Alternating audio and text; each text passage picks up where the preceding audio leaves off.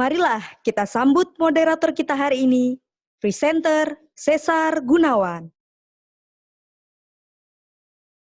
Ya, Assalamualaikum warahmatullahi wabarakatuh. Selamat siang, selamat berpuasa, salam sehat untuk kita semua. Lalu juga saya ucapkan selamat memperingati Hari Kekayaan Intelektual Sedunia ke-20 yang tepat jatuh pada hari ini, hari Minggu tanggal 26 April. Senang sekali rasanya saya bisa kembali dipercaya untuk bisa memandu acara IP Talks from Home di hari ketiga ini. Dan buat teman-teman KI atau sahabat-sahabat, teman-teman yang baru saja bergabung melalui YouTube channel di DJKI Kemenkumham, saya ucapkan selamat datang juga. IP Talks from Home ini adalah satu ajang online talk show yang digelar secara interaktif oleh Direktorat Jenderal Kekayaan Intelektual Kemenkumham atau biasa disebut dengan DJKI. Dan IP Talks from Home ini adalah dibuat dalam rangka merayakan Hari Kekayaan Intelektual Sedunia yang jatuh pada hari ini. IP Talks sudah digelar selama 3 hari dari hari Jumat kemarin hingga hari ini, hari Minggu tanggal 26 April. Dan topik yang diangkat selama 3 hari adalah bagaimana pelindungan kekayaan intelektual di tengah pandemi COVID-19.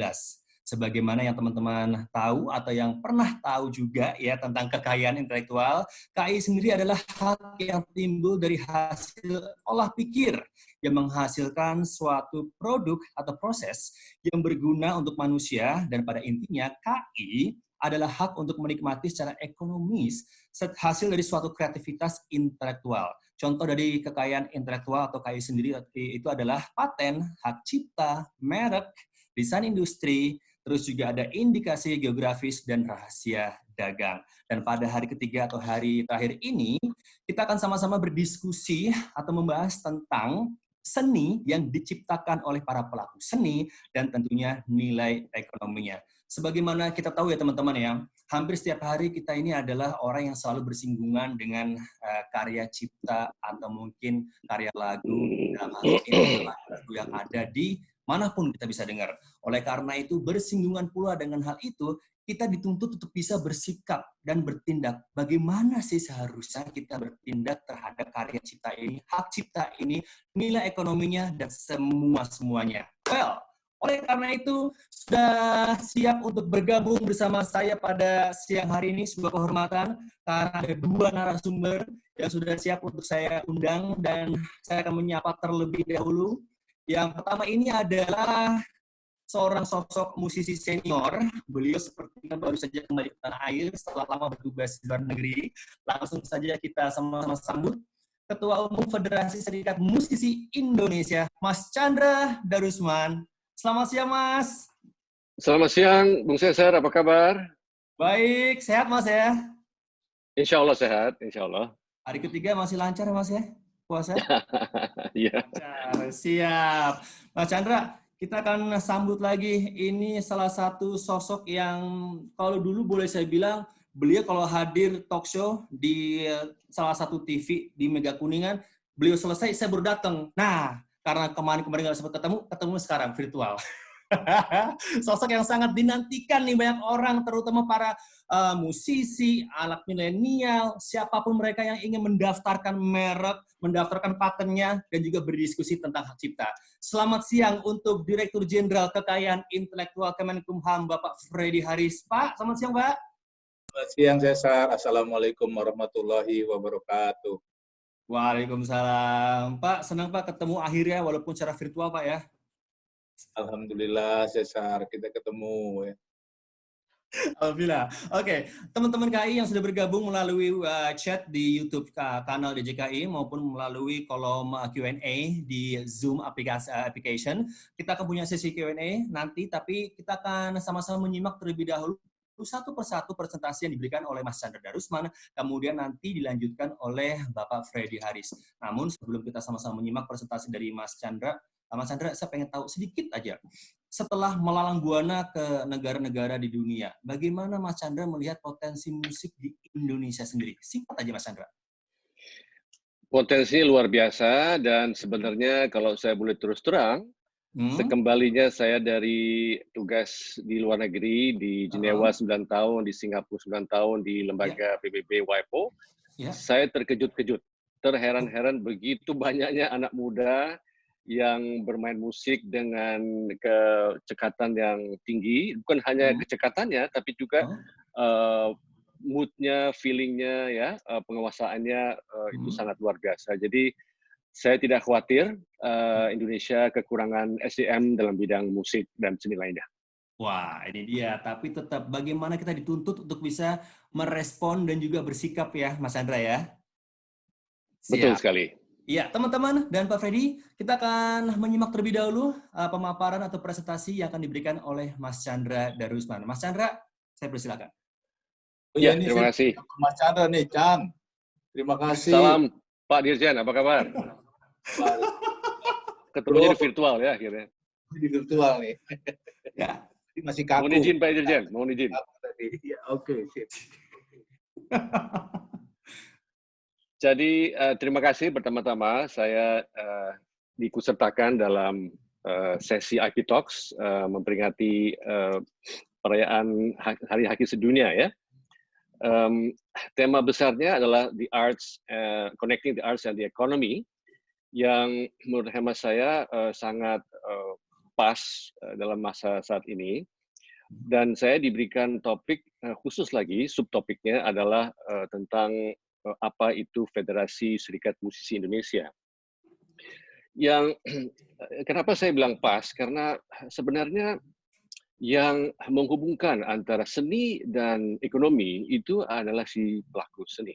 Ya, kita tahu bahwa arts itu adalah karyanya, ekonomi adalah katakanlah industrinya atau pemanfaatan dari karya seni. Maka yang menghubungkan kedua itu adalah tentunya si musisi, si pelukis, si penulis buku, apa saja yang merupakan cabang-cabang dari seni atau industri kreatif di manapun kita berada. Jadi pas sekali subtopik yang diberikan kepada saya yaitu apa dan kenapa harus ada Federasi Serikat Musisi Indonesia. Pertama-tama, Federasi Serikat Musisi Indonesia, maaf sebelumnya, ada slide-nya yang sudah saya berikan, mungkin bisa, ya, terima kasih. Jadi judul dari presentasi saya, sekitar 15-20 menit ini adalah tentang FESMI, Federasi Serikat Musisi Indonesia, yang merupakan suatu, katakanlah perhimpunan ya, federasi itu atau perhimpunan dari gabungan atau serikat para musisi Indonesia. Nah, di sini saya perlu juga menjelaskan bahwa pengertian musisi di sini juga termasuk para penyanyi ya. Jadi musisi itu dalam berbagai bentuknya, apakah dia mengajar, menyanyi, bermain instrumen atau dan sebagainya, itu diharapkan tergabung dalam FESMI. FESMI ini sebenarnya diinisiasi oleh PAPRI, ya, Persatuan Artis Penyanyi Pencipta Republik Indonesia, yang mana dibentuk pada bulan Desember tahun lalu, tepatnya 18 Desember tahun 2019, di mana 6 atau 7 serikat daerah membentuk atau datang ke Jakarta menyatakan diri membentuk federasi. Jadi perhimpunan dari Serikat Musisi Indonesia. FESMI ini atau Serikat Musisi Indonesia ini diharapkan bisa mengupayakan hak daripada musisi penyanyi yang selama ini sebenarnya belum diupayakan, ya, paling tidak secara bersama untuk menegakkan hak-hak daripada profesi musisi dan seniman. Tagline dari FESMI itu adalah hak dan profesionalisme musisi, ya. Jadi mengupayakan hak profesi sekaligus bertekad untuk meningkatkan mutu bermusik. FESMI ini juga berkarakter lintas genre, lintas generasi, lintas gender, lintas gagasan atau 4G. Kenapa demikian? Karena memang yang diharapkan adalah musisi-musisi itu tidak hanya dari satu genre, tapi macam-macam genre yang ada. Juga tergabung di sini adalah peranggotanya itu lintas generasi, tua dan muda, ya. Tentunya lintas gender dan lintas gagasan, yaitu di mana di dalam menentukan program, menentukan kebijakan-kebijakan, kita selalu beradu gagasan, selalu beradu argumentasi, ide, yang mana kita rumuskan yang paling baik, yang paling pas buat karakter masyarakat Indonesia. Next. Fokus utama dari FESMI, Federasi Serikat Musisi Indonesia ini ada 4, yaitu pelayanan, pelayanan dan konsultasi. Kemudian fokus utama kedua adalah pelatihan dan pemberdayaan.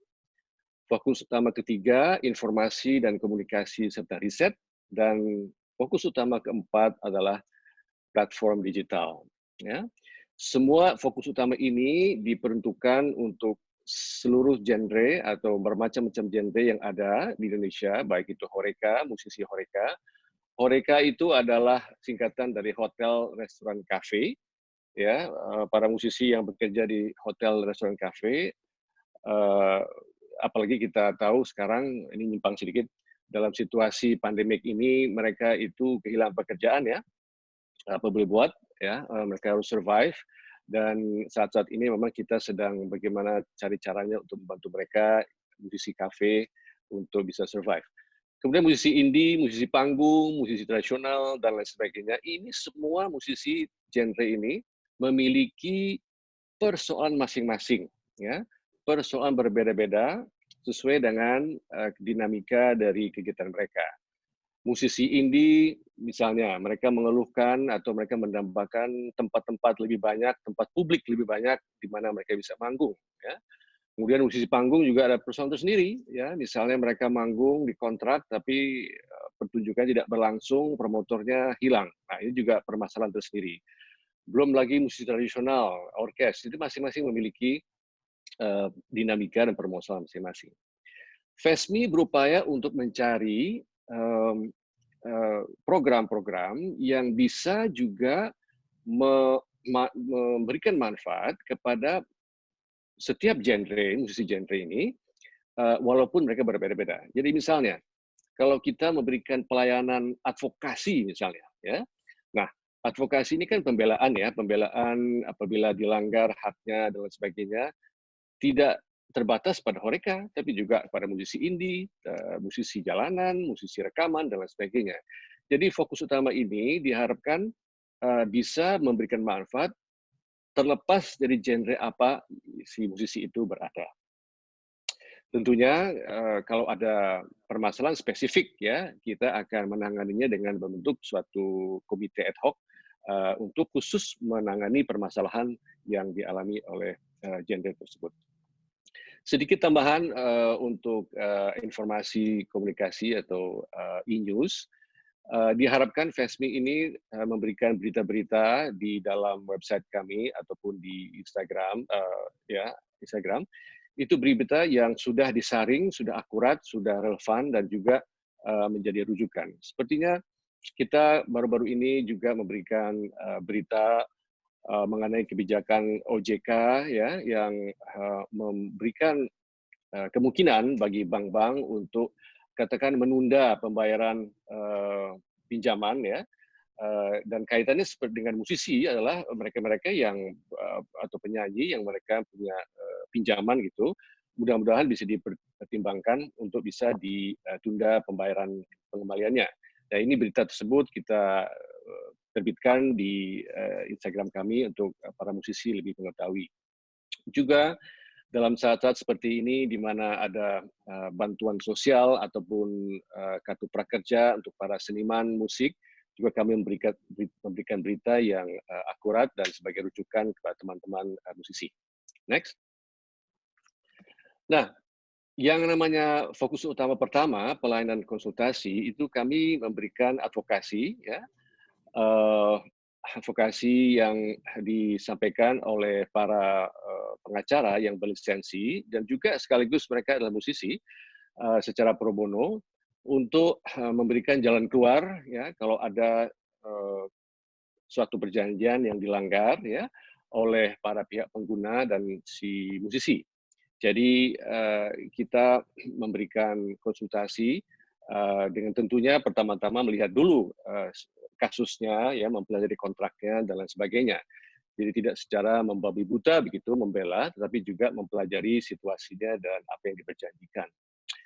Kedepannya ada visi bahwa kita akan membentuk suatu wadah LBH untuk FESMI atau LBH SMI yang khusus menangani kasus-kasus ataupun perdebatan di antara pengguna dan para musisi dan penyanyi. Pelayanan kedua adalah BPJS Ketenagakerjaan. Ini satu hal yang menurut hemat kami adalah penting, karena kita berpikiran bahwa inilah saatnya musisi, penyanyi itu merintis dan merancang karyanya ke depan dengan memiliki suatu kepastian kerja. Ya. Yang kita maksud di sini adalah kita bekerjasama dengan BPJS Ketenagakerjaan untuk memberikan jaminan kecelakaan, ya, jaminan kematian, jaminan hari tua, yang semuanya ini rasanya kalau tidak kita giring musisi agar supaya memiliki jaminan-jaminan seperti ini, maka mereka mungkin menjalankan suatu profesi yang berisiko tinggi. Ya. Jadi diharapkan dengan adanya FESMI dan serikat musisi di daerah, kita mengharapkan para musisi yang bergabung ini juga mengikuti program BPJS. Tapi jangan salah bahwa kita ini bukan kepanjangan tangan ya dari BPJS. Kita hanya betul-betul berpikir bahwa musisi, penyanyi itu perlu memikirkan ya kondisi kerjanya, keselamatan kerjanya, sebab musisi itu ada risiko juga ya bekerja ya, misalnya jatuh dari panggung atau misalnya dalam suatu pekerjaan di hotel, di restoran ada yang kebetulan ada yang berantem, ada yang mabuk itu sehingga musisinya kena pecahan beling atau apa, ini kan risiko-risiko yang kita nggak tahu bisa saja terjadi. Oleh karena itu kalau mereka tidak memiliki katakanlah jaminan kecelakaan, jaminan yang lain-lainnya mungkin akan membuat mereka susah untuk bekerja kalau terjadi kecelakaan. Juga pelayanan lain adalah kita menerbitkan template perjanjian, yaitu suatu template perjanjian yang bisa dipakai oleh musisi kalau mereka mengadakan perjanjian dengan hotel, restoran, kafe, juga dengan show atau juga dengan label rekaman. Lanjut. Fokus utama kedua adalah pelatihan. Jadi kita berpikir bahwa tidak hanya hak yang akan kita perjuangkan bagi para musisi dan penyanyi, tapi juga kita mengharapkan para musisi dan penyanyi ini meningkatkan kemampuan mereka, terutama di era digital saat ini. Ya. Jadi harus ada keseimbangan antara hak dengan kewajiban. Ya. Kewajiban haknya adalah hak profesi yang kita coba upayakan, kita tegakkan, dan juga kewajiban untuk terus meningkatkan diri untuk bermusik. Ya. Pelatihan dan pemberdayaan ini menyangkut berbagai macam modul tematik, ya, branding, lisensi digital, entertainment, ya, audiensi, psikologi massa, dan soft skills lainnya. Jadi pelatihan di sini tidak bersifat seperti sekolah musik. Jadi bagaimana cara bermain gitar, ya, bukan itu. Bagaimana cara bermain piano, ya, bukan itu. Tapi soft skill yang kita bekali kepada musisi-musisi dan para penyanyi agar mereka terus meningkatkan kemampuan, terutama dalam era persaingan saat ini dan juga era digital. Lanjut.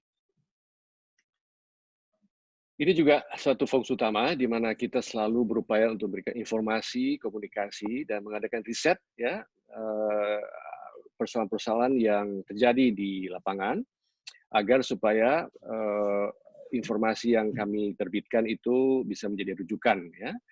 Juga fokus utama di sini yang ketiga ini adalah tentunya menerbitkan atau mengupload ADRT kita, juga link ke federasi luar negeri, ya, dalam hal ini Federation of International Musicians, SMI daerah, juga organisasi profesi musik lainnya dan instansi terkait. Ya, pendaftaran anggota nanti bisa kita terangkan pada akhir presentasi, sedang disiapkan. Lanjut.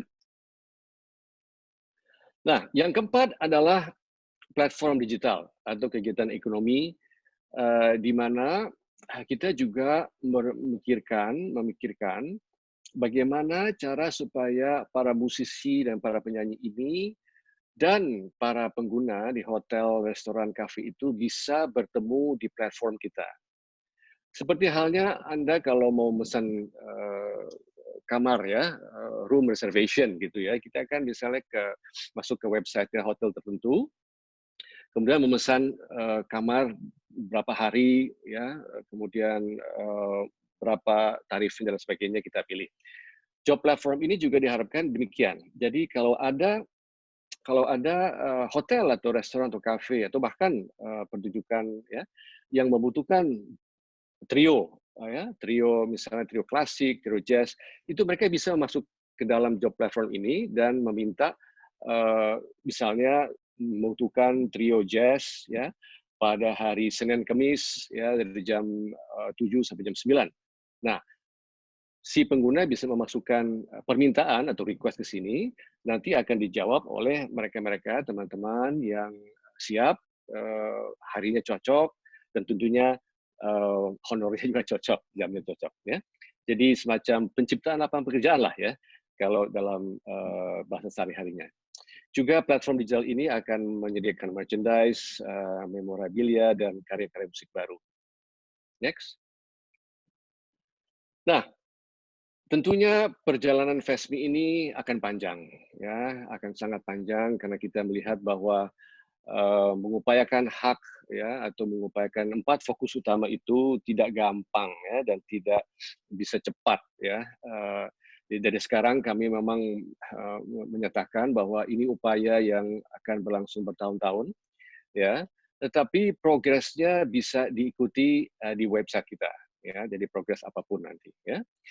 Nah, tentunya saya tidak sendiri ya, dan saya mengajak teman-teman yang peduli, yang mau mengorbankan waktunya, yang terpanggil ya untuk mengupayakan 4 fokus utama FESMI ini.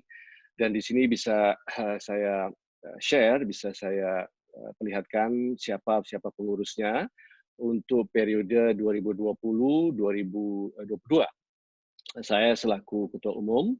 Kemudian Wakil Ketua Umum adalah rekan saya Ikang Fauzi, penyanyi rock. Kemudian Wakil Ketua 2 adalah Saudari Rika Roslan, pencipta lagu, penyanyi, dan juga pendiri dari band The Groove.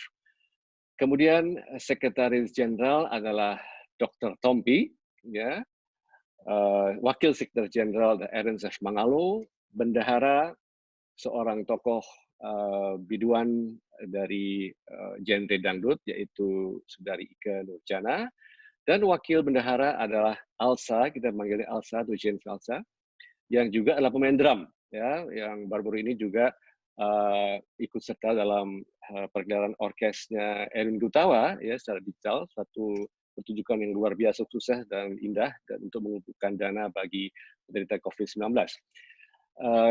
Kita dilengkapi dengan 4 direktur, ya. Direktur pelayanan adalah Saudara Bowi Jati, Direktur pelatihan adalah Saudara Joni Mokar, Direktur platform digital Saudara Bayu, dan Direktur komunikasi dan riset adalah Saudara Febrian yang juga salah satu pentolan dari Hi-Fi. Kami juga dibantu oleh para penasihat, ya, suatu kehormatan 5 penasihat yang bisa memberikan saran-saran agar FESMI ini betul-betul menjalankan misi dan visinya. Mereka adalah yang pertama Saudara Triawan Munaf, kemudian yang kedua Saudara Anang Hermansyah, yang ketiga Saudara Omen Soni Suntani, yang keempat Saudara Nino dari RAN, dan kelima adalah Saudara Leonardo Ringo dari Radio Brava dari Media. Inilah sudah pengurus yang boleh dikatakan ramping, ya, tapi kami berharap bisa mengupayakan dan meraih 4 fokus utama itu dalam masa kepengurusan kami, yaitu 3 tahun 2020 hingga 2022. Lanjut. Inilah serikat musisi yang ada di daerah, yaitu yang sudah terbentuk Sumatera Utara, Kalimantan Timur, Jawa Barat, Jawa Tengah, Jawa Timur, Banten, dan DKI. Baru 7, ya, dan mereka inilah yang sebenarnya membentuk federasi, di mana saya diminta untuk diberikan kepercayaan untuk menjadi ketua umum. Kita harapkan nanti di seluruh provinsi ada SMI daerahnya, ya. Jadi masing-masing tentunya ada anggotanya, di mana FESMI bertindak selaku katakan menurunkan kebijakan umum agar bisa memberikan guidance kepada SME daerah yang betul-betul yang akan menjalankan program-programnya. Tapi sementara ini FESMI yang akan mendampingi mereka. Kira-kira itulah apa dan bagaimana FESMI. Sekali lagi saya sampaikan ini suatu perjalanan yang jauh, tapi mudah-mudahan dengan tekad dari para pengurusnya yang sudah terpanggil, kita akan upayakan step by step dan progresnya akan kita perlihatkan di website kami. Dan inilah alamat kami, ya, Sekretariat FESMI di Jalan Tentara Pelajar, bisa dicatat, dan juga email yang bisa menjadi penghubung dari siapapun yang ada. Dan terakhir, sedikit semacam mengenang ya bahwa sekjen pertama FESMI itu sebenarnya adalah saudara Glenn Fredly almarhum.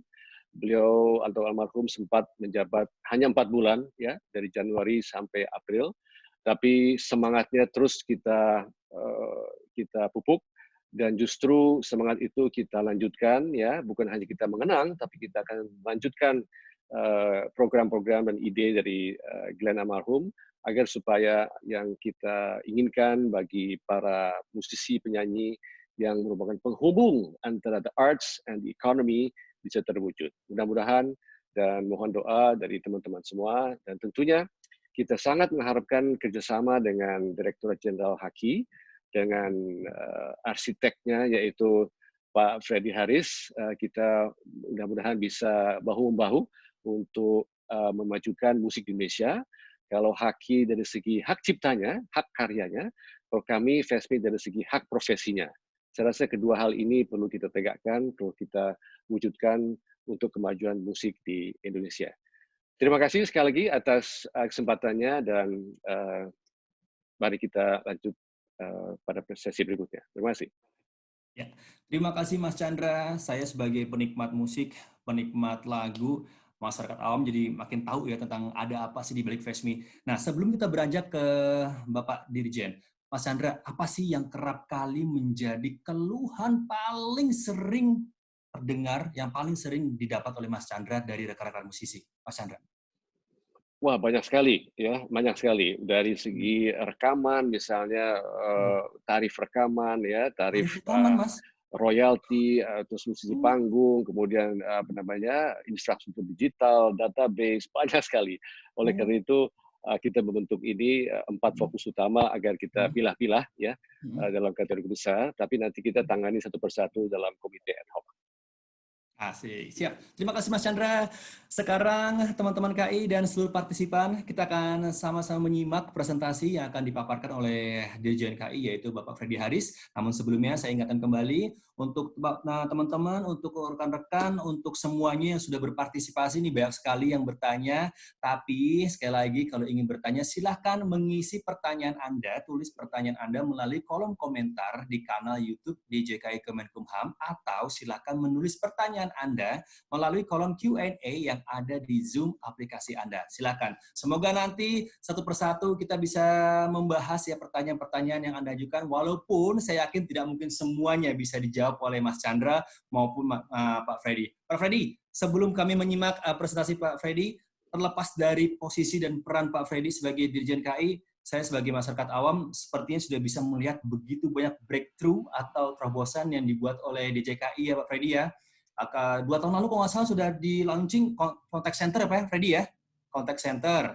Terus sekarang juga ada layanan online, mau daftarin merek, paten dimudahkan, terus juga memangkas waktu. Nah sebenarnya masyarakat sendiri meresponnya bagaimana Pak dengan kemudahan-kemudahan ini Pak Freddy?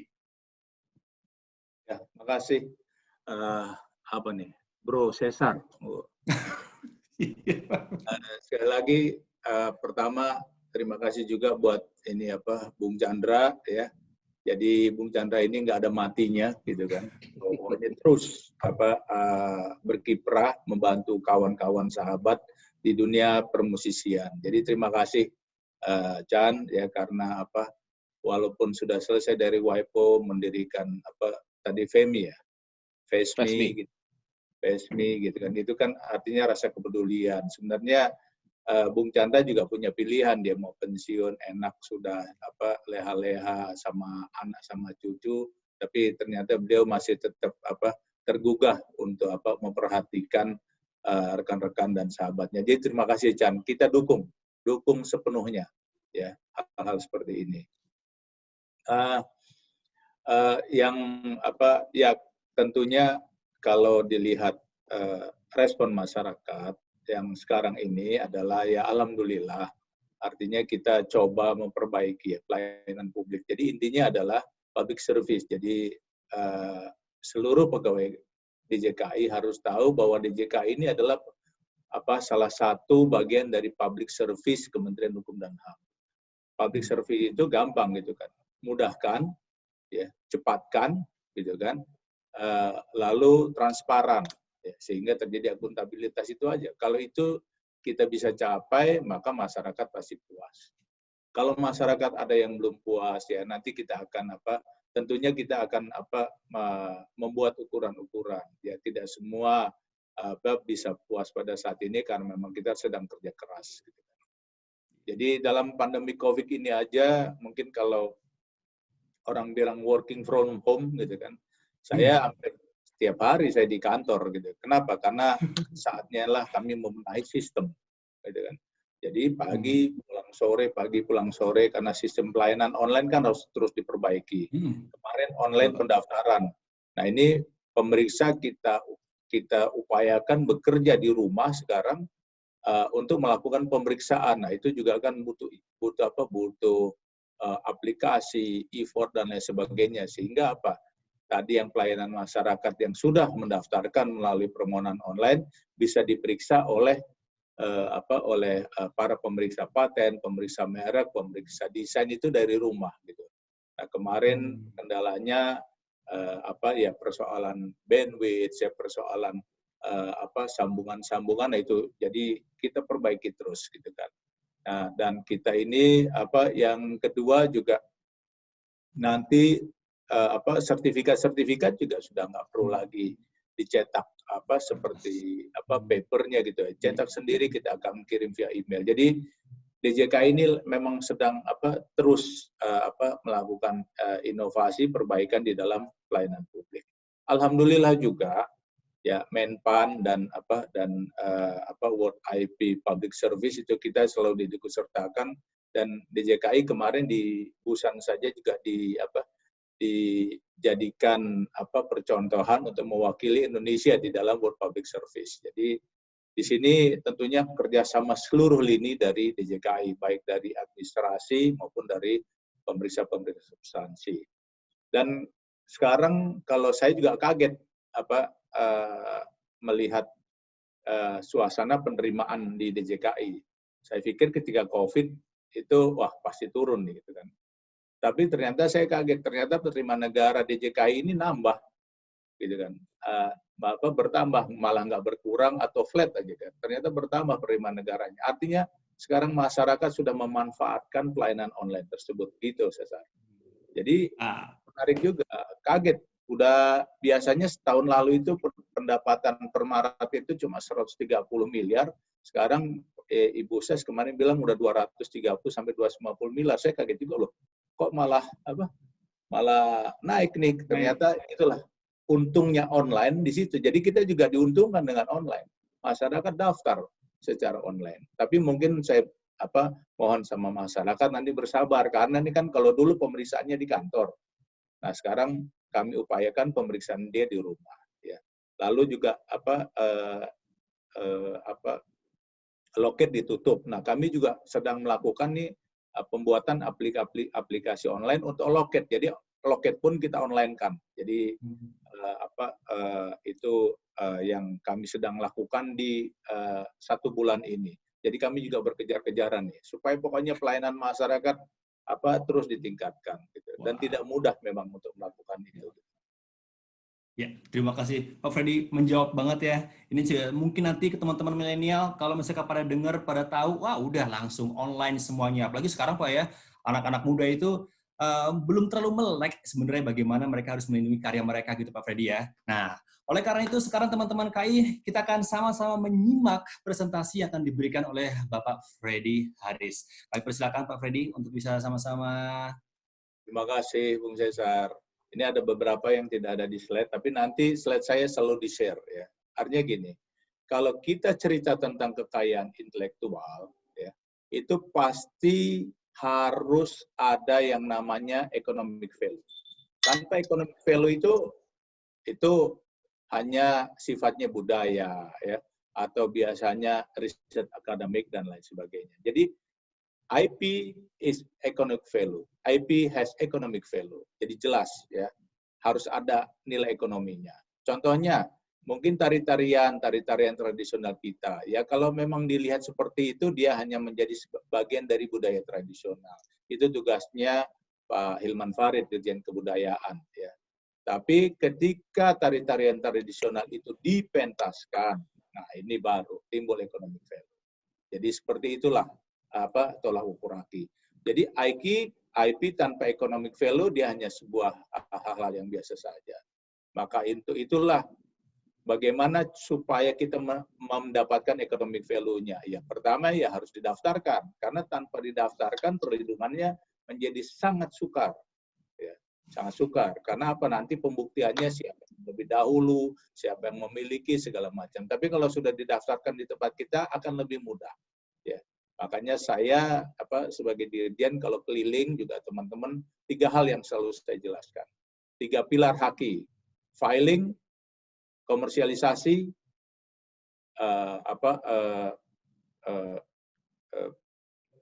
penegakan hukum. Jadi kalau dulu orang Indonesia ceritanya penegakan hukum terus gitu kan. Tapi ketika kami lihat ya saya pertama 2 tahun jadi dirjen, loh iya betul sih memang penegakan hukum. Tapi yang ternyata yang mendaftarkan paten yang daftar 90% asing, merek juga 80% asing gitu. Terus yang mau ditegakkan hukumnya siapa gitu kan. Padahal kantor ini kan sebenarnya kalau kita mau lihat kantor ini kan didirikan ya sebenarnya untuk melindungi seperti yang ada di undang-undang, melindungi segenap tumpah darah Indonesia. Artinya bangsa ini kantor ini dibuat untuk melindungi utamanya untuk bangsa kita gitu kan.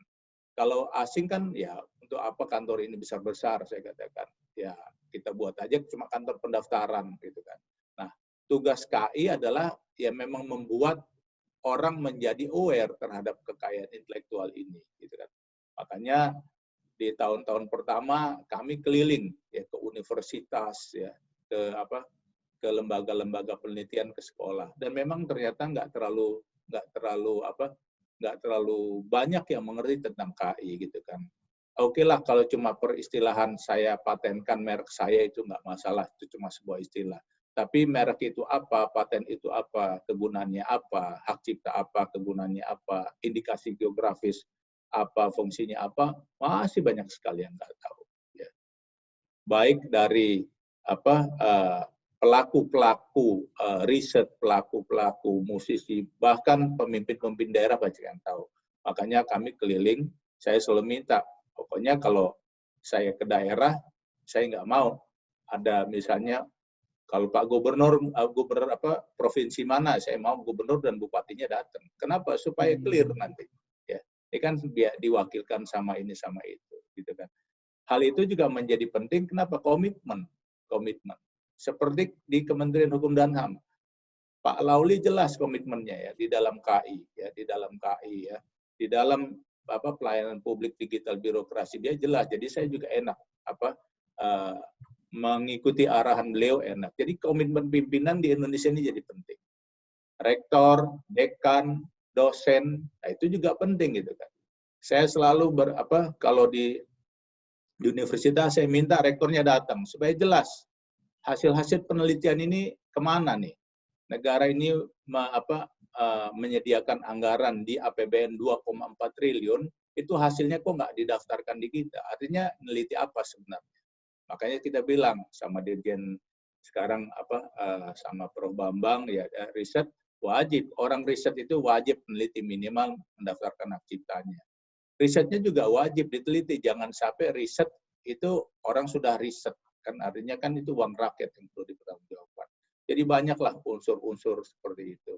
Nah, dalam 2 tahun ini alhamdulillah misalnya dari paten ya, paten tadinya di bawah 10%, pendaftaran dalam negeri sekarang sudah naik ya menjadi 15. Memang ke depan memang harusnya akan lebih banyak lagi. Kalau hak cipta sudah kelihatan ya.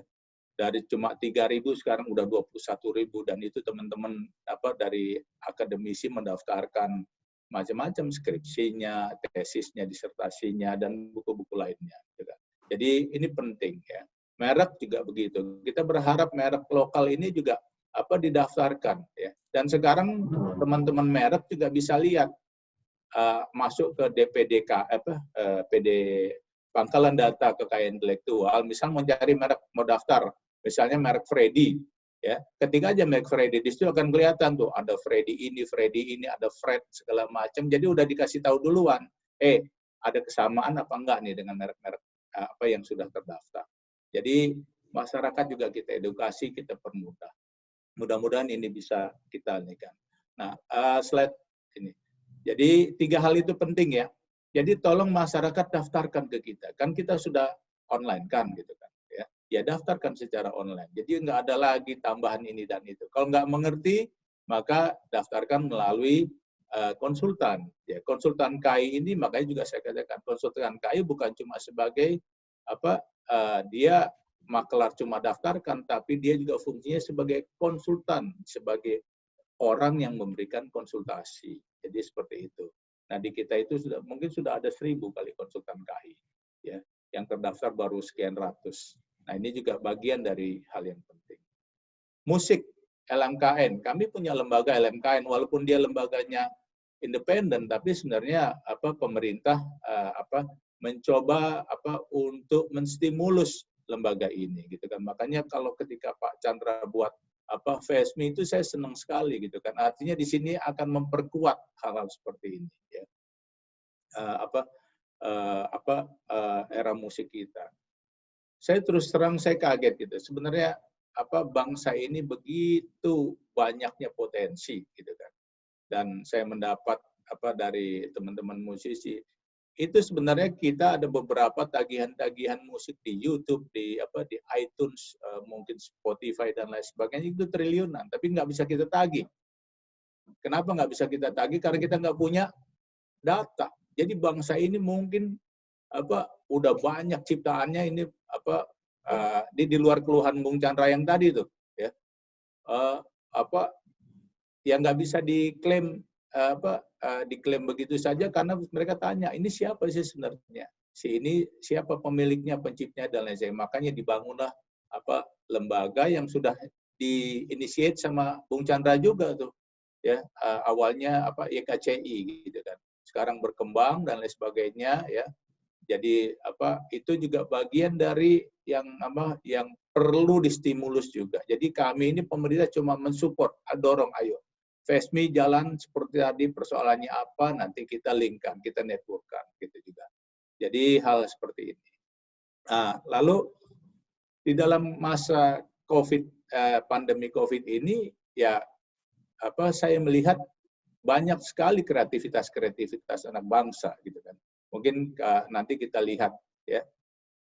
Namun nanti sayang, biasanya kalau kreativitas itu, kalau economic value-nya masih kecil atau minimal scale economic value, nggak berantem. Tapi kalau udah gede, nanti mulai timbul masalah. Makanya saya bilang, ayo daftarkan, ya. Mau yang namanya masker, ya, yang namanya APD, apapun daftarkan, baik desainnya, mereknya dan sebagainya, kan sudah online. Jadi nanti orang ini, mungkin sekarang ada merek yang terkenal apa sih kalau orang cari itu merek masker? Sensi gitu kan. Kita nggak ngerti nih sekarang ada sensi palsu, ada sensi asli, ya. Tapi kalau sensinya nggak daftar kan kita nggak bisa tindak. Maka untuk itu penting betul untuk mendaftarkan. Jadi banyak sekali karya-karya anak bangsa. Dan dalam rangka COVID ini saya lihat ada yang begitu banyak kreativitas, ya. Ya, contohnya nanti kita lihat, ayo slide next. Nih masker fashion kan kemarin kita kekurangan masker gitu kan. Ternyata sekarang udah macam-macam itu masker fashion. Nah, ini yang kita harapkan ini desain-desain yang seperti inilah yang banyak tidak didaftarkan. Nanti jangan sampai orang meniru terus tiba-tiba baru ini. Ini kan hasil karya intelektual nih. Ini yang diharapkan bisa dilindungi ya. Dan ini punya nilai ekonomi gitu kan. Lihat saja, saya kasih tahu, lihat di belakang itu ada Louis Vuitton. Louis Vuitton aja bikin masker. Ya, pasti Louis Vuitton desainnya sudah didaftarkan, ya mereknya sudah pasti didaftarkan. Nah, yang batik ini kan juga buatan bangsa kita nih. Ya, tolong didaftarkan. Next. Ini dari dosen Unsur tuh, masker, wah canggih tuh kan. Pengguna cukup menyalakan hotspot gitu kan. Orang bahkan biasanya masker itu pengap, dia kasih ini. Nah, hal kayak gini, ini kan inovasi nih. Namun jangan berhenti hanya di inovasi, tapi juga didaftarkan, nanti ya bisa diproduksi. Karena saya melihat kita ini bukan life against corona lagi nanti ke depan. Ya lives with corona, maksudnya ya karena mungkin sampai tahun depan kita masih belum mendapatkan vaksinnya, ya udah kita hidup bersama corona, tapi yang kita ini kan kita maintain kayak kita live with HIV, live with influenza, ya, live with TBC dan sebagainya kan kita hidup di sekeliling kita ada yang menderita TBC, ada yang menderita influenza, dan ya kita jaga sebaik mungkin ya pola-pola hidup seperti yang pernah kita lakukan. Nah, masker-masker segini kan jadi mungkin dibutuhkan ke depan. Ini Bapak saya salut nih sama teman dosen Unsur ini. Cuma saya lihat belum didaftarkan. Mudah-mudahan dia daftarkan tuh. Lanjut. Ini ya box gitu kan. Bilik disinfektan, awalnya ribut segala macam. Ya mulai dari hal sederhana kan, dari yang box itu dari ada yang disemprot-semprot dan lain sebagainya. Itu kan hasil kreativitas dan inovasi dari sebuah kebutuhan-kebutuhan mendesak. Nah, dari desainnya, dari dari fungsinya itu kan bisa didaftarkan. Desainnya kan berbeda-beda tuh ya. Ada yang macam-macam ya, ada yang pakai lampu, nggak pakai lampu, ada yang pakai semprotan atas, semprotan bawah. Itu maksudnya bangsa ini saya yakin betul nih, banyak betul tuh inovasi-inovasi, kreativitas-kreativitas yang terjadi di dalam masa COVID ini. Lanjut. Topi, kan topi kan mungkin kayak topi awalnya diinisiasikan dari topi yang suka ini lebah kan, tapi ternyata itu buatnya supaya nggak dropletnya nggak ini ya, pakai topi ini segala macam. Itu kreativitas gitu kan, kreativitas sebuah desain ya, kreativitas sebuah utilisasi, paten sederhana dan lain sebagainya. Jadi banyak betul yang kami amati di dalam masa COVID ini, anak bangsa ini begitu banyak kreativitasnya gitu. Maka kami cuma tunggu, ayo mari kita daftarkan di tempat kita. Lanjut. Pelindung wajah gitu kan. Dulu mungkin kayak orang ngelas gitu kan, tapi ini kan akhirnya digunakan ya. Untuk apa? Untuk pelindung wajah. Nah, ini macam-macam kan pelindung wajah. Kalau kita lihat dari desainnya, nanti ada mereknya, dan ada juga bahannya kan. Ada bahannya yang yang mungkin dari kaca, dari plastik, dari mika segala macam, itu kan punya fungsi yang berbeda-beda. Jadi kalau ini hal seperti ini, kreativitas seperti ini didaftarkan, saya rasa kita akan terkejut sendiri bahwa bangsa ini memang penuh dengan kreativitas. Lanjut.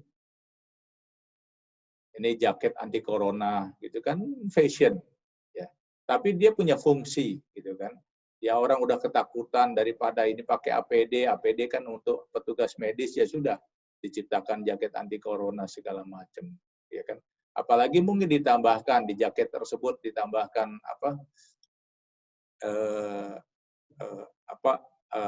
disemprotkan supaya kumannya itu nanti nggak melekat di sini, jadi tinggal dikasih air bisa masuk rumah, jadi kumannya sudah terbawa air. Jadi hal seperti ini itu aja udah berapa tuh ininya apa kreativitas.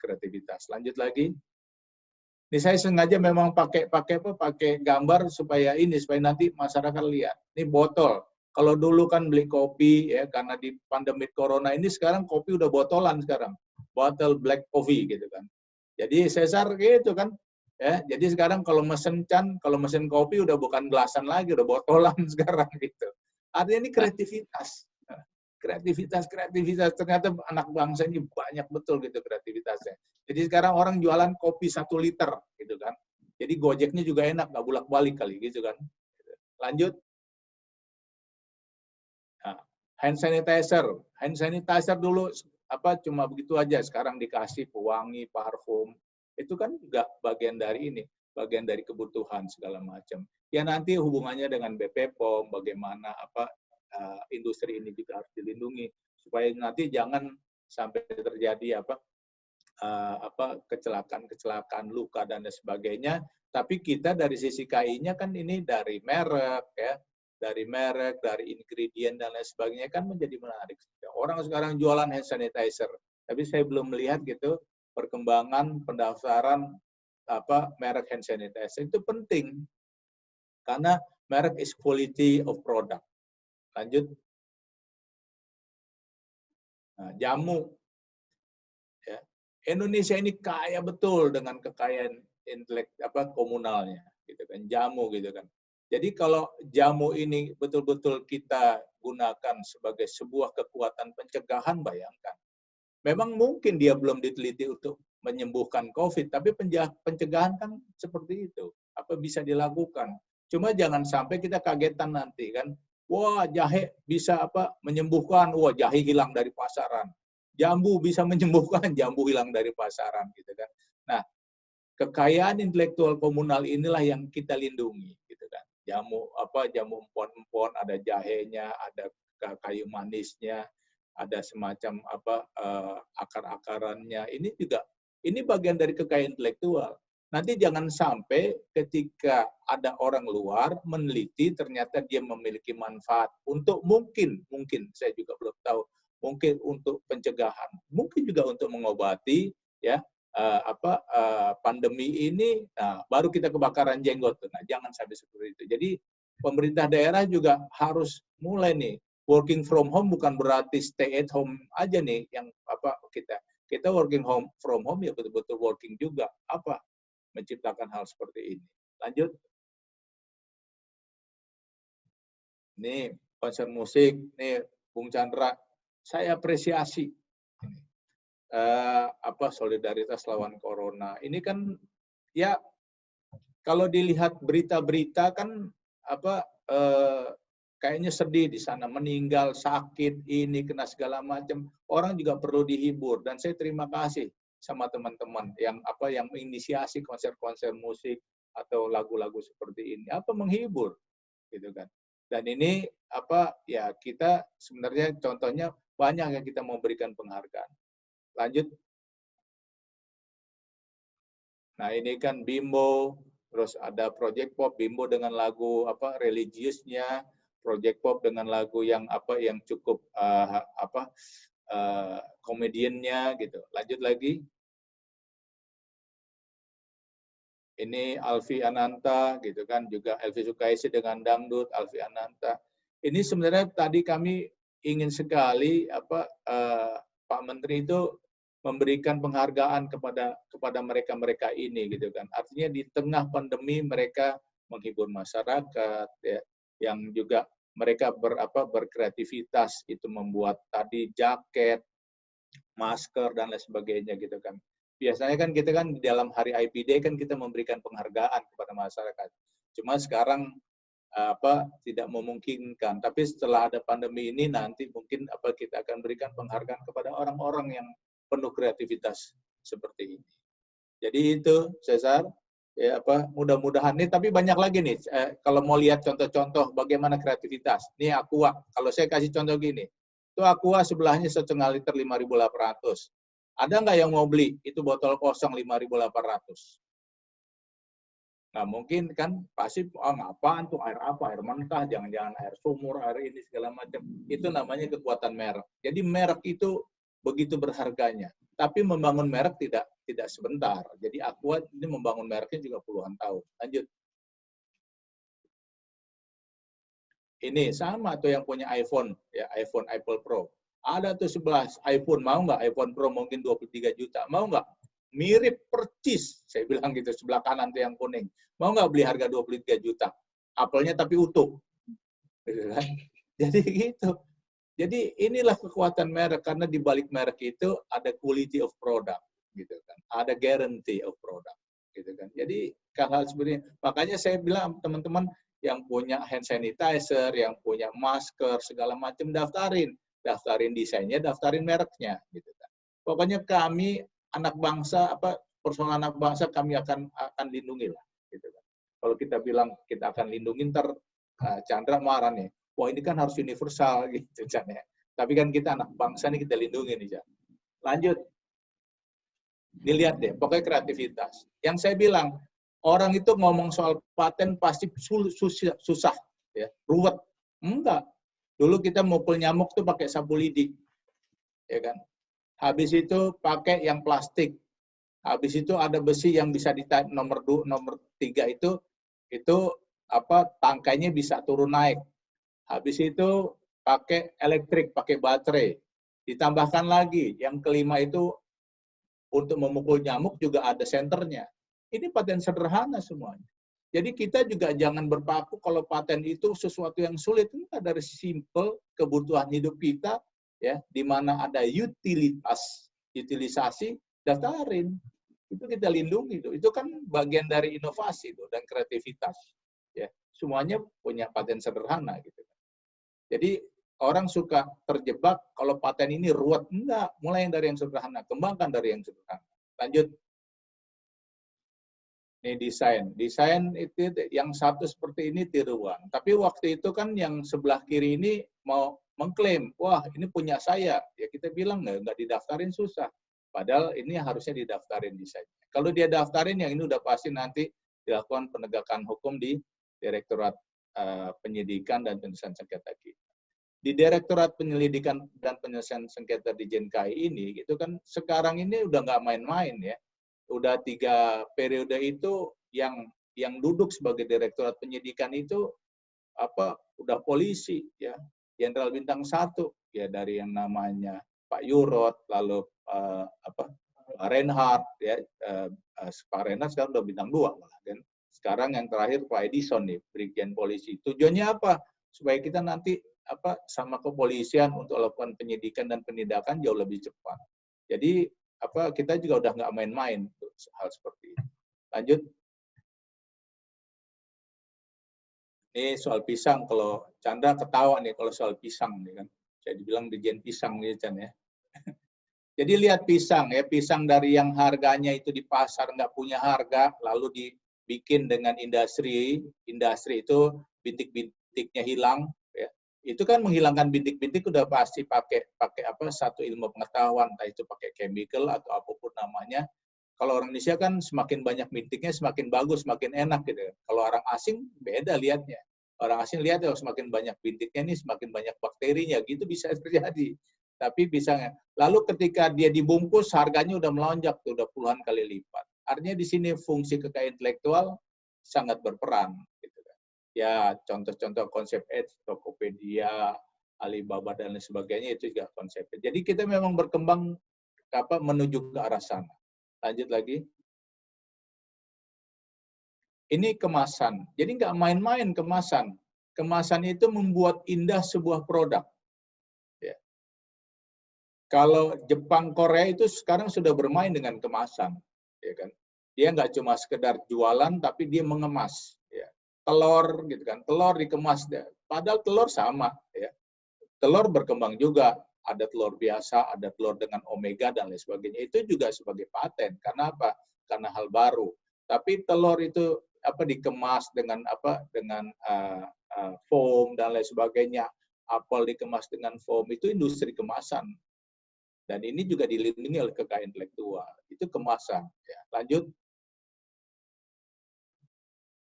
Nah ini yang saya bilang, sederhana nih, tapi sampai hari ini kita nggak tahu siapa yang menemukan ini di awal nih Sar, ya kan? Kita ini kan awalnya tol kan susah tuh di Indonesia. Orang Indonesia memang agak lama nih kan. Kalau di luar negeri tol itu cuma lewat mobilnya karena sudah otomatis. Kita pakai tangan susah, sering jatuh ke bawah segala macam. Ini sebenarnya modifikasi dari rakit nyamuk tadi. Rakit nyamuk ditempelin di ketol gitu kan. Sekarang jadi tongtol kan gitu kan. Karena apa? Karena orang mau beli obu itu, kalau saya bilang obunya itu agak kartel sedikit tuh, karena susah dicari segala macam, tapi alatnya juga suka ngadat. Akhirnya orang ya sudah. Ini paten loh, fungsi. Ya sederhana tuh. Bayangin kalau orang itu daftarkan dulu, mungkin dia udah kaya kali. Tapi orang Indonesia banyak nggak tahu. Ya udahlah, yang penting buat masyarakat saya dapat pahalanya, ya udah gitu, nggak apa-apa. Alhamdulillah juga, tapi sang pengusaha yang dapat untung. Kan sayang itu. Ya kan? Itu kreativitas di dunia manapun nggak ada tuh. Yang tol itu nggak ada, Sar. Mau dicari di Jepang, di mana itu asli temuan bangsa Indonesia. Ya. Jadi kreativitas. Lanjut ke terakhir. Ya. Jadi lihat, bangsa kita ini banyak kreativitasnya, tapi belum mengerti makna di dalam membungkusnya dengan kekayaan intelektual. Mudah-mudahan ya dalam rangka KAI ini kita lihat, kalau dulu kita seminar ya sama Chandra, kita bertatap muka ya. Selama beberapa bulan gini kan kita mencoba sekarang teleconference, entah menggunakan aplikasi yang gratis dan berbayar. Ternyata kita juga tetap bisa berkomunikasi. Sebenarnya kita sudah menyatakan diri sekarang bukan live against COVID, live with COVID gitu. COVID is everywhere. Ya, kita nggak tahu itu ada di mana, siapa yang terjangkit, tapi kita sekarang tetap beraktivitas ya untuk untuk hidup, untuk tetap hidup, untuk tetap bermasyarakat dan sebagainya. Dan ya saya terima kasih nih dari hari pertama, hari kedua dan hari ketiga itu ternyata IP Talks from Home ini punya antusias yang begitu banyak. Dan ini mungkin jadi salah satu platform kita itu untuk berkomunikasi dengan masyarakat. Jadi saya nggak tahu nanti entah sebulan sekali, entah sebulan 2 kali, ini juga jadi hal yang cukup penting untuk kan saya nggak bisa lagi ke daerah, mungkin nanti ke universitas atau ke pemerintah daerah kita teleconference seperti ini untuk memasyarakatkan KAI. Jadi dan saya selalu mengatakan, bangsa yang maju, bangsa yang besar adalah bangsa yang meletakkan kekayaan intelektualnya ada di depan. Jadi maksudnya kalau udah di depan intellectual property-nya, dia pasti bangsa maju, bangsa besar. Gitu kan. Jadi Indonesia tinggal memilih. Kalau kita mau menyatakan bahwa kita adalah bangsa maju dan bangsa yang besar, maka intellectual property-nya adalah kita harus letakkan di depan. Di situ ada hak-hak dasar. Terima kasih. Dan buat teman-teman, selamat menjalankan ibadah puasa. Hari Minggu ini juga teman-teman dan saudara saya juga yang lain, selamat pergi ke gereja, karena di sini kan hari Minggu, mungkin tadi yang sudah ke gereja, nanti sore yang ke gereja, dan kita semuanya, baik yang saudara saya yang Muslim, mari kita berdoa supaya wabah ini cepat selesai. Terima kasih. Assalamualaikum warahmatullahi wabarakatuh. Waalaikumsalam warahmatullahi wabarakatuh, Pak Freddy. Dari apa yang dipaparkan, apa yang dipresentasikan Pak Freddy barusan, ini bagi saya pribadi, buat teman-teman juga mungkin yang masih awam, semakin terbuka wacana, terbuka wawasan ya, karena kita nggak bisa memungkiri kenyataan tengah masyarakat, banyak orang yang ya istilahnya masih crossing gitu Pak ya, masih harus bagaimana, ini istilahnya apa, dan saling tumpang tindih. Saya mau mematenkan merek dong, itu kan pada 2 benda yang berbeda gitu Pak ya. Dan itu salah sebenarnya, mendaftarkan merek yang betul.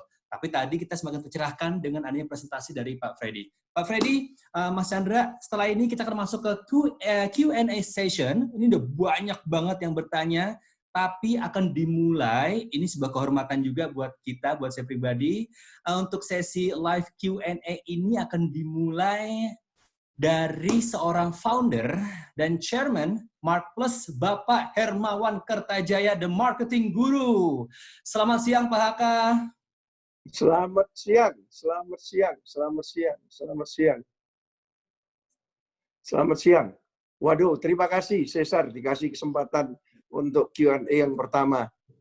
Cesar ini saya kenal lama dan istrinya juga sekarang banyak bantu kita. Mas Chandra Darusman, terima kasih. Ini mudah-mudahan nanti bisa WA call, bisa fit call ya sama Bapak kalau sudah tahu WA call. Pak Dirjen, terima kasih. Saya kenal Pak Menteri udah lama tapi baru kelihatan ini wajahnya sama Pak Dirjen. Jadi saya bukan musisi, tapi di MAK+ ini ada Dr. Zaki Musri. Dr. Zaki Musri yang DJ asli, Ketua Persatuan DJ se-Indonesia, dan juga doktor. Dan Deputi Chairman saya sudah 26 tahun bersama saya. Jadi ini mudah-mudahan ada hubungannya. Dia komposer, Pak. Komposer, Mas Chandra. Ya. Oh ya. Dan saya mulai saja dengan pertanyaan supaya menyingkat waktu. Ke Pak Chandra dulu, saya pasti mau bantu. Bukan bertanya, tapi mau bantu. Karena MAK+ ini sudah 30 tahun. Tahun ini, dan saya kebetulan dibantu macam-macam, termasuk sering dibantu Mas Cesar. Bahkan ini keluar buku nanti, saya nulis buku dengan Profesor Philip Kotler udah lama, itu begawannya marketing dunia. Sudah 22 tahun saya nulis, dan marketing 3.0, marketingnya Nabi Muhammad. Saya ini kan ketua NU cabang Katolik ini, Mas. Jadi penggemar Nabi Muhammad, tapi saya Katolik. Saya belum ke gereja hari ini, cuma ikut online aja nanti, ya. Dan saya memang mencoba kreatif terus dari dulu. Ada Marketing from Venus. Marketing from Venus itu buku yang saya buat pakai kreativitas. Gambarnya pakai bibir perempuan. Bibirnya PA saya dulu, Joyce Arta. Dan luares bukan main. Orang-orang yang tidak marketing langsung beli. Nah inilah kreativitas. Musik juga kreativitas. Orang yang tidak senang lagu bisa senang langsung. Begitu mendengarkan dan tahu, wah ini gila ini. Masa ada penyanyi dan dari Itali langsung jadi menyanyi dari Vatikan. Ini gila ini. Pak Os ini pinter sekali ini. Ya pakai jadi kreativitas memang tidak ada matinya, Pak Dirjen. Dan yang kalau musik itu Glenn Fredly itu sekjen FESMI dulu. Saya baru tahu FESMI sekarang ini, baru kenal FESMI, tapi senang musik aja. Nah ini Glenn Fredly juga pernah tampil offline di acara kita, yaitu Wow Concert. Tiap tahun kita sudah berkali-kali ini Glenn Fredly pernah tampil juga. Mudah-mudahan nanti Jakarta Marketing Week kalau sudah offline lagi, nanti kita bisa bekerja sama dengan Chandra Darusman juga bikin kompetisi, bikin apa. Ya, dengan senang hati. Ya, Mas Glenn pasti bisa bantu. Karena tadi ada disinggung brand. Brand itu cuma salah satu marketing aja. Saya tadi baru tahu bahwa musik itu ada genre macam-macam. Marketing itu genre-nya juga banyak nanti. Ada brand, ada komunikasi, ada macam-macam. Dan saya punya 2 organisasi, IMA dan Indonesia Marketing Association dan Asia Marketing Federation. Dan saya menggerakkan ICSB juga, Intra Council Small Business, yang punya event di dunia, di PBB. Saya sudah bicara 3 kali. Nanti Mas Zaki Musri ini betul-betul juga presiden dari ICSB Indonesia. Jadi nanti pasti IMA dan MAK+ membantu Anda. Dan saya pakai ini loh, 72 asma, diabetes 37 tahun, tapi tetap pakai rock, musik rock ya. Jack Rock. Black. Ini belinya di Amerika ya, karena nonton teater, dan ini pakai baju merah, Mas. Marketeers ini media kita. Oke, yang ini satu yang untuk Mas Chandra Darusman, kedua untuk Pak Dirjen. Saya ini kan sudah 30 tahun nulis buku, berkarya 220 orang, sekarang MAK+ ini sudah 30 tahun, dan memang tidak pernah didaftarin di hak cipta. Ya. Dan ini malah sekarang dibantu banyak orang untuk untuk bikin ISO-nya. ISO bagaimana menggunakan marketing dan entrepreneur marketing di kita. Kalau small business kan intermarketing. Pak Dirjen, saya cuma tanya satu aja. Apakah boleh ya saya ini diakui sebagai kreativitas karena memang seniman aku ini. Doktor honoris causa pertama dari ITS. Padahal sekolah ITS dulu nggak lulus, Mas.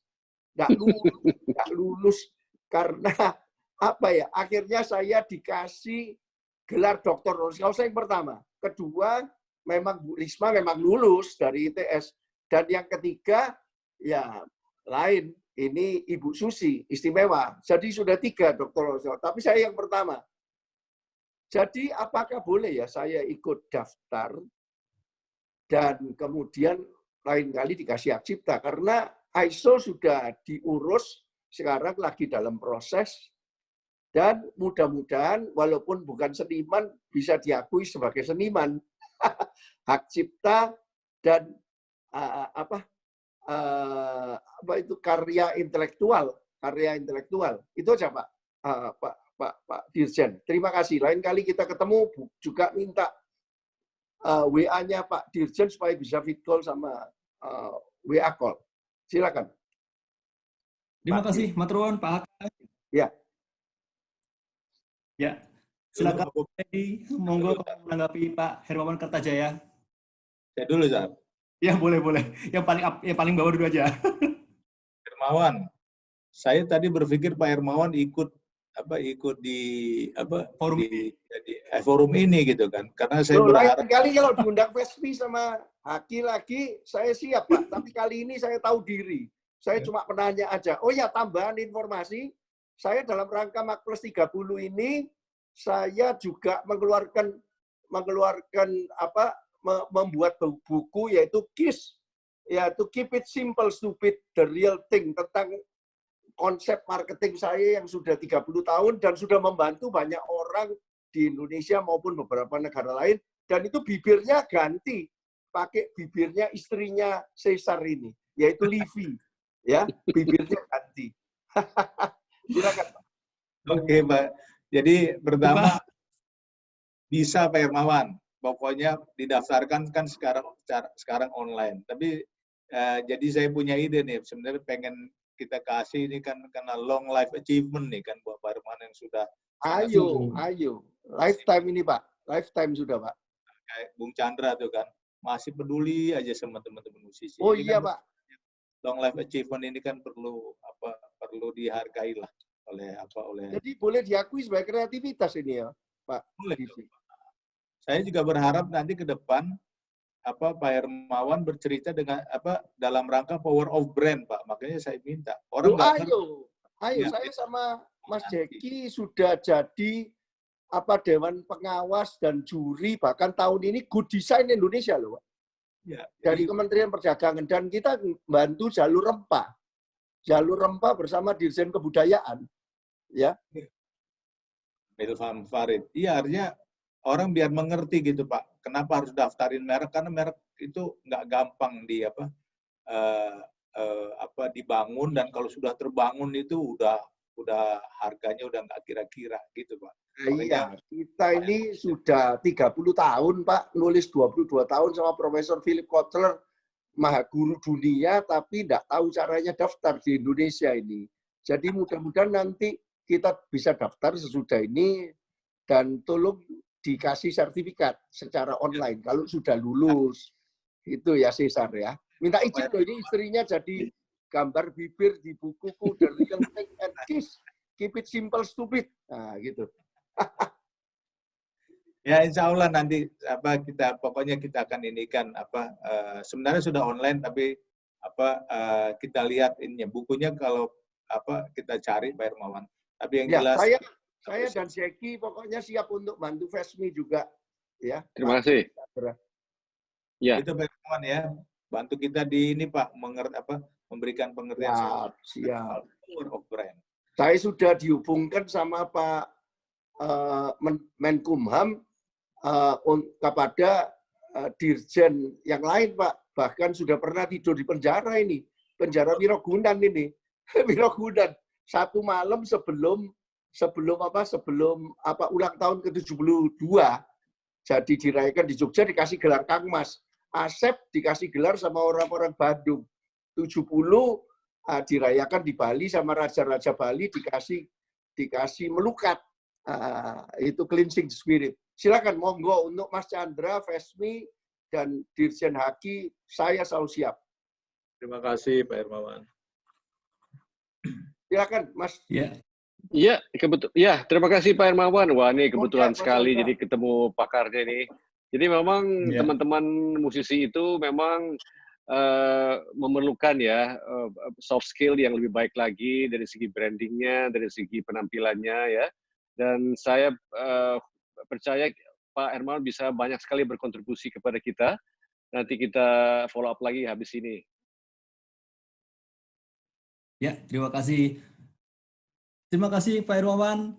Terima kasih sekali. Ya, sekarang saatnya kita beralih ke teman-teman KHI, ke para partisipan yang sudah bertanya melalui kolom komentar di akun atau di channel YouTube DJKI Kemenkumham dan juga melalui Q&A session ya di kolom Q&A di aplikasi Zoom. Yang pertama untuk Mas Chandra dulu.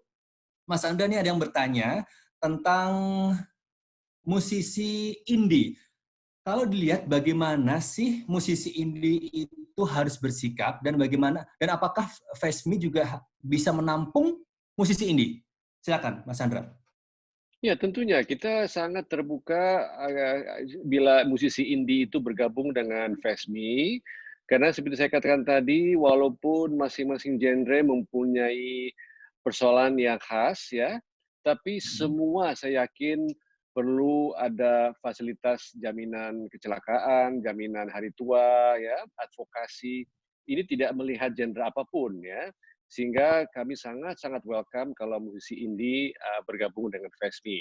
Nanti bergabungnya justru di daerah ya, di Serikat Musisi Indonesia di daerah. Ada 7, ada DKI ya, ada Jawa Barat, Jawa Tengah, Jawa Timur, Kalimantan Utara, Kalimantan Timur, Sumatera Utara dan Banten. Jadi kita harapkan nanti semuanya di setiap provinsi ada. Jadi welcome sekali musisi indie. Ya, terima kasih. Pertanyaan berikutnya ini bisa ditujukan untuk Pak Chandra, Mas Chandra sendiri dan juga Pak Freddy karena berkaitan dengan izin. Dan sampai sekarang saya yakin banget persoalan ini masih terus mengemuka. Saya ingin bertanya, ini dari Dahlan, di Pradahlan Sindu, wah jauh sekali.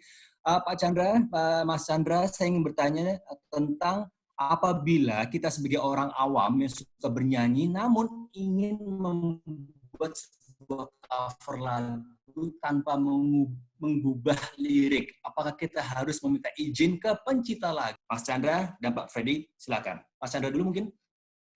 Ya, tadi mungkin audionya Sesar tadi agak hilang ya, tapi yang saya tangkap apakah menggunakan atau merekam lagu walaupun tanpa lirik itu dekat ya. Tentu perlu izin dan kemana harus ada izin itu kita harus menghubungi publishernya ya, musik publishernya. Di Indonesia ini ada sekitar 30-an, nanti tinggal kita cari lagu apa, nanti kita arahkan ke publisher yang mana yang bisa berikan izin. Oke. Pak Freddy mungkin mau menambahi mungkin terkait dengan aspek hukumnya Pak Freddy tentang hal ini? Aspek hukumnya jelas, jadi pengubahan ya, apapun namanya penambahan gitu kan, yang original versionnya dia harus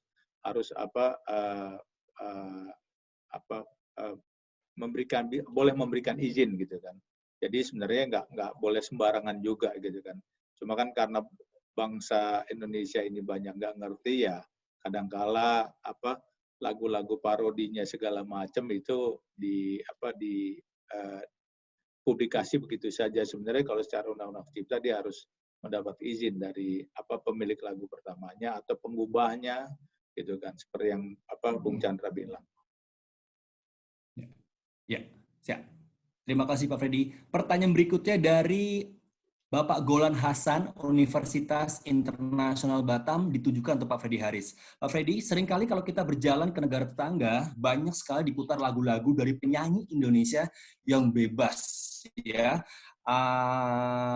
Dan di negeri serumpun. Dan kadang lirik, irama, genre, dan semuanya benar-benar menjiplak musisi Indonesia.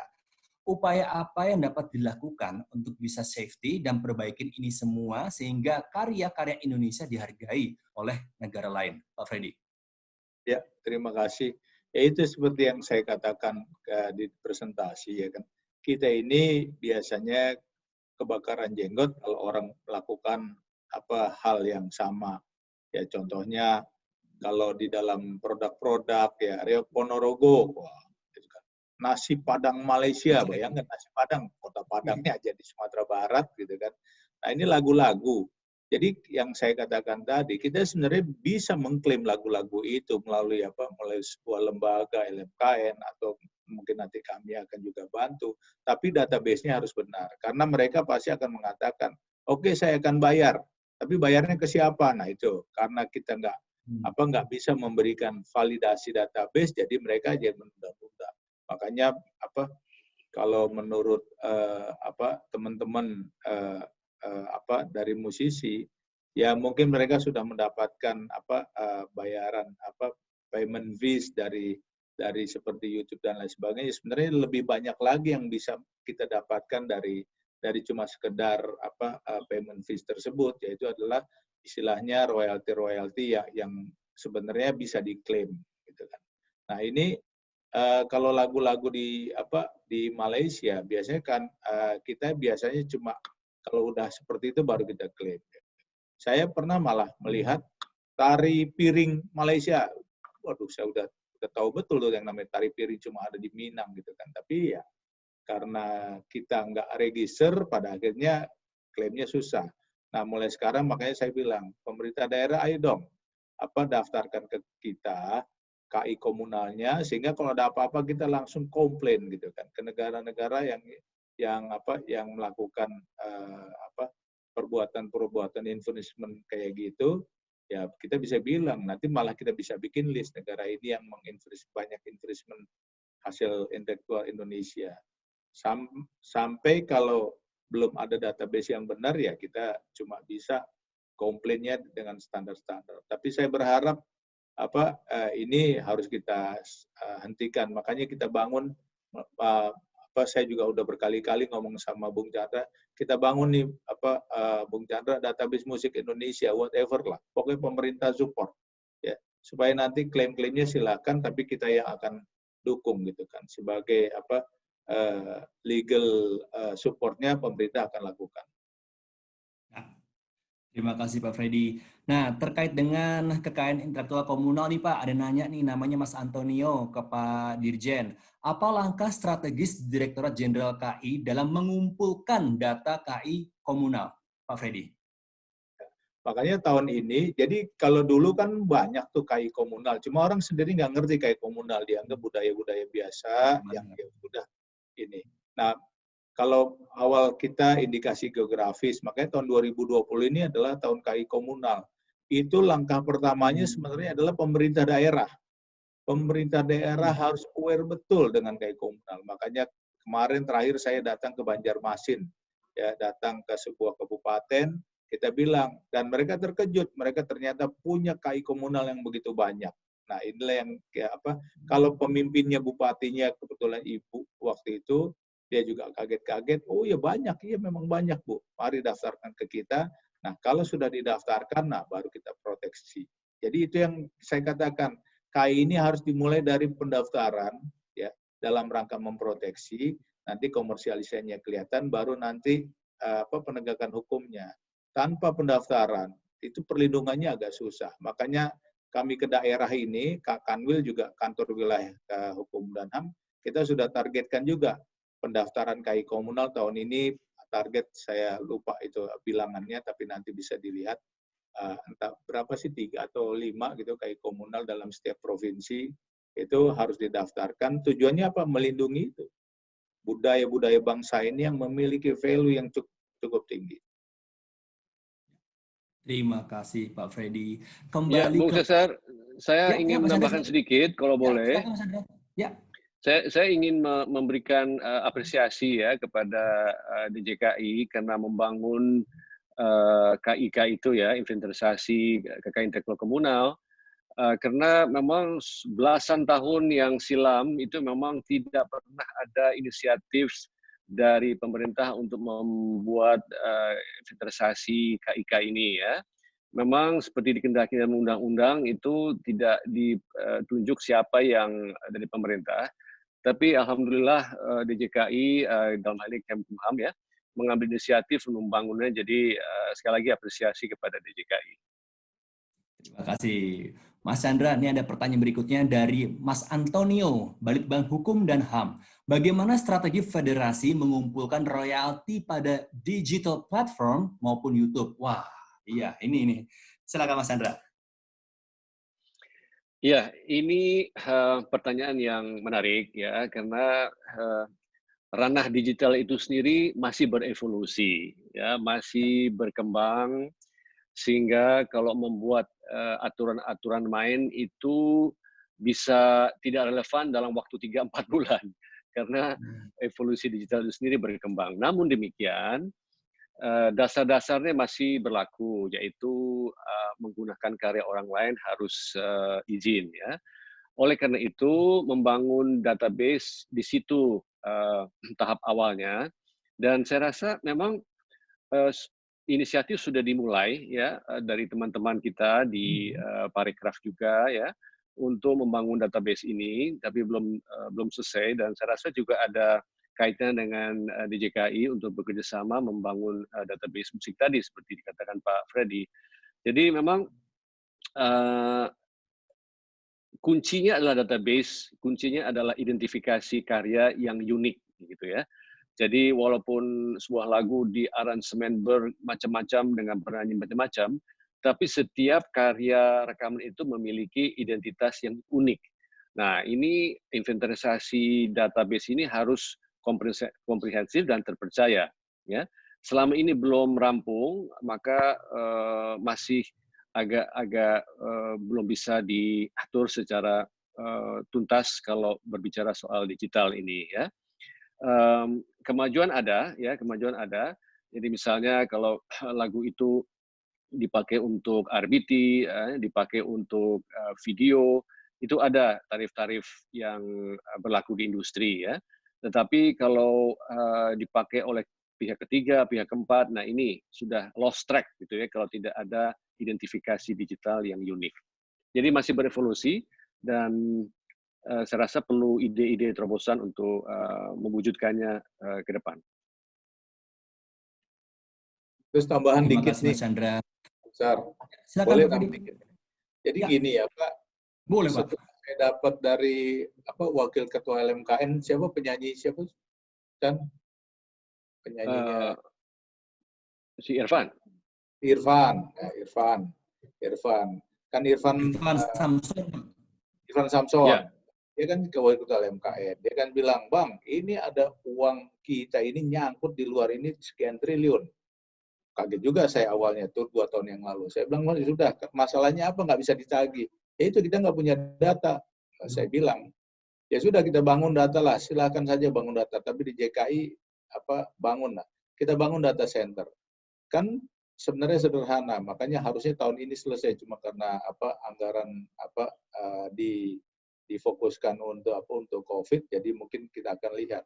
Saya bilang nggak apa-apa kita bangun data center 100 miliar untuk menarik uang 3 triliun kan itu kan ini negara kan diuntungkan. Jadi kita support itu. Jadi mungkin memang kita perlu bangun data center, database yang bagus nih. Kita ini nggak ngerti ada berapa puluh juta, 60 juta, 100 juta lagu yang diciptakan oleh orang Indonesia. Siapa biasanya gimana sih Chan? Siapa penciptanya? Siapa pemegang hak ekonominya. Jadi kalau kita nagih ke luar negeri itu ditanyain kayak gitu-gitu tuh. Nah, kita nggak punya data, makanya kita dalam rangka digitalisasi ya kita akan siapkan. Mudah-mudahan tahun ini ya udah saya bilang udah pakai server KAI aja deh yang ada ya supaya kita bisa membangun database tersebut. Nanti para pelaku seperti FESMI, ya LMKN, KCI segala macam itu tagih aja keluar biar mereka nggak punya alasan lagi gitu kan. Jadi pemerintah support itu, dan kita juga sudah tanda tangani yang namanya Beijing Treaty kan, ya Chan? Ya, betul. Mechanical right udah ini. Jadi Indonesia udah bagian dari istilahnya konsep prinsip mechanical right dunia. Jadi lebih mudah buat Indonesia sekarang. Tinggal memang datanya. Nah, kita harus siapkan datanya. Mudah-mudahan tahun ini DJKI akan minjemin data centernya buat teman-teman musisi untuk membuat database yang benar supaya nanti bisa klaim dengan lebih baik gitu kan. Karena banyak sekali yang saya lihat entah itu cover story atau apapun namanya gitu kan, itu harusnya bisa ditagih, tapi nggak bisa ditagih karena nggak punya data yang bagus. Jadi memang masih PR nih sama Bung Chandra, makanya kan Bung Chandra juga selain Vesmi penasihat ya Bung ya? Sepertinya begitu. Nasihat, betul. Jadi nasihatinlah ketuanya sama wakilnya itu kan Bung. Tapi udah habis masanya, udah 3 bulan udah habis jadi penasehat. Perpanjang lagi deh begitu. Jadi nggak, memang harus kerja bareng nih, kerja pemerintah, kerja stakeholder lainnya gitu. Nggak bisa sendiri. Pemerintah juga harus bersama-sama stakeholder, para musisi, penyanyi, pencipta lagu itu bareng-bareng gitu. Dan itu potensi, gitu. Mudah-mudahan. Dan pemerintah nggak akan ambil 1 sen pun dari uang-uang itu, enggak. Jadi buat musisi nanti, pokoknya buat pencipta segala macam. Itu, terima kasih. Terima kasih. Pak Freddy, ada lagi nih pertanyaan bagus nih Pak dari Mahendra Wibawa. Terkait dengan paten, kan ada batasan waktu terkait dengan pengumumannya. Sementara pendaftaran paten membutuhkan waktu yang cukup lama. Nah, ketika paten tersebut memiliki manfaat yang saat ini sedang diperlukan untuk segera diaplikasikan, kira-kira Pak, opsi apa yang bisa dilakukan oleh inventor agar tetap bisa berperan memberikan manfaat dan tetap terdaftar patennya? Paten ini dilindungi sejak dia didaftarkan, ya kan? Tapi memang paten ini butuh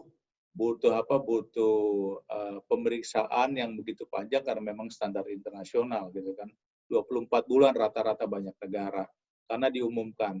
Jadi kalau merek itu biasanya bedanya lokal. Jadi kalau kita daftar merek ya di Indonesia dengan Madrid Protokol baru bisa ke luar negeri. Tapi kalau paten ini universal. Jadi yang namanya invensi itu sifatnya harus universal. Makanya jadi lama prosesnya. Tapi nggak usah takut buat teman-teman, daftarkan saja gitu kan. Nanti kita akan proses ya. Ini juga kita memang sedang mengubah undang-undang paten kita supaya nanti ada beberapa waktu yang bisa diproses bisa lebih cepat lagi gitu kan. Namun yang perlu mungkin buat teman-teman di dalam rangka paten atau biasanya paten biasa, sebelum melakukan riset atau penemuan, cari di dunia udah di riset belum, udah didaftarkan belum, karena itu jadi penting.